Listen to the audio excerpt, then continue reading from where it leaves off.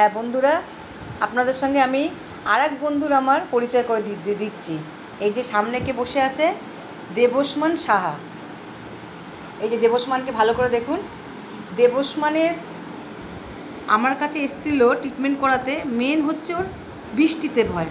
এবার দেবস্মানের মায়ের কাছ থেকে শুনবো যে ও বৃষ্টি হলে ওর কি সমস্যা হতো, বলো। ও বৃষ্টিতে তোমার ভীষণ আতঙ্কগ্রস্ত হয়ে পড়তো, মানে মেঘ একটু দেখলেই ও ভয়ে প্রচণ্ড ভয় পেয়ে আর কি। মানে দেখলেই ও ঘরে একদম সিটিয়ে যায়, স্কুল গেলে স্কুল থেকে প্যানিক করে বমি টমি করে বাড়ি চলে আসে, মানে প্রচণ্ড এক্সাম দিতে পারতো না।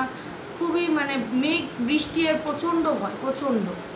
আচ্ছা, তা দেবস্মানের বৃষ্টির ভয় নিয়ে ওর মা এসেছিলো, কেননা ওর জীবনটা এই বৃষ্টির জন্য যেন সব থেমে যাচ্ছিল। স্কুলে যাওয়া বন্ধ হয়ে গেছিলো, পড়াশোনা সব কিছু। বৃষ্টি হওয়া মানে ঘরের মধ্যে চুপ করে বসে থাকবে, ঘর দিয়ে বেরোবে না, এত ভয়।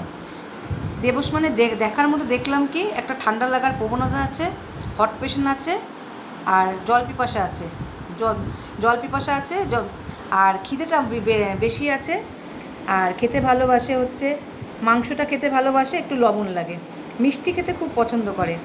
মাইন্ডের মধ্যে পড়লাম ইরিটেবল, আর ভীষণ রেস্টলেসনেস। এই যে আমার কাছে এখানে এসছে, এক জায়গায় একদম বসে থাকছে না, ওই যে পা দুলিয়ে যাচ্ছে সমানে। দেবস্মান ওই যে পা সমানে দুলিয়ে যাচ্ছে।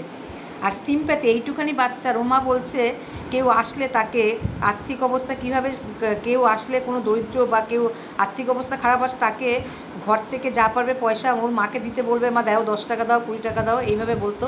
আর ভয় পেত, ভয় পায়, এখনও ভয় পায়, তবে এখন মনে একটু কমেছে, সেটা আমি শুনবো দেবস্মানের মায়ের কাছ থেকে।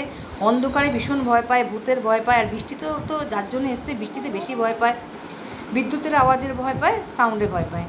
তা দেবস্মানকে আমি ফসফরাস এই সিমটম কী নিলাম, ওর খিদেটা একটু বেশি ছিল, ঠান্ডা লাগার প্রবণতা ছিল, হট পেশেন্ট ছিল, রাগ ছিল, রেস্টলেসনেস ছিল, অন্ধকারের ভয়, ভূতের ভয়, বিদ্যুতের আওয়াজের ভয়, যে কোনো আওয়াজের ভয়, বৃষ্টির ভয়, আর এই ছোটো বাচ্চার অস্বাভাবিক মায়া। এই রকম সিমটম নিয়ে আমি ফসফরাস প্রেসক্রাইব করলাম। এবার বলবো, দেবস্মানের মাই বলবে, দেবস্মান ছবে আমি ওকে 0/4 চলছে ফসফরাস, 29 সাথে দেওয়া হয়েছে, বলো। এখন একদম বলতে নেই, একদমই ঠিক হয়ে গেছে, একদমই বলা চলে। পরীক্ষা দিয়েছে বৃষ্টির মধ্যেও, পুরো স্কুল করে, বাড়িতেও হাত বের করছে জানলা দিয়ে, বৃষ্টির জলে হাত ভেজাচ্ছে, একদম ঠিক হয়ে গেছে। তাহলে বন্ধুরা, প্রপার ক্লাসিক্যাল হোমিওপ্যাথি ট্রিটমেন্ট করলে কত জটিল রোগ সেরে যায় বা ভালো রাখা যায়। এই যে আমার বন্ধু একটা প্রমাণ। বন্ধু বাই করো সবাইকে, আবার বন্ধুর সঙ্গে আবার দেখা হবে।